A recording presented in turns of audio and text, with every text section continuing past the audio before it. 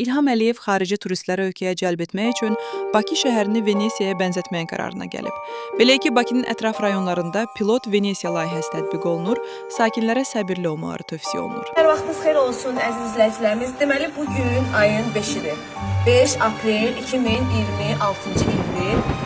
5-6 gün əvvəl yağan yağışlardan sonra bizim məhəlləmiz bu haldadır, bu vəziyyətdədir. Mən evə girmək üçün getmişəm, belə bir kostyum almışam ki, gəlib evə girə bilim, özümə paltar götürüm, bir də ki, evə baxın, evə nəzarət edin. Yəni, baxın, məhəlləmiz görünmək gündədir. Vəziyyətimiz çox pisdir, çox kritikdir.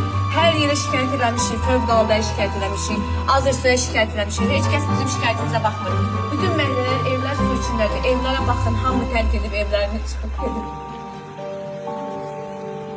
Yəni, vəziyyətimiz çox pisdir. Baxın, görün, mənim hardandır su. Hələn bu ən dayaz.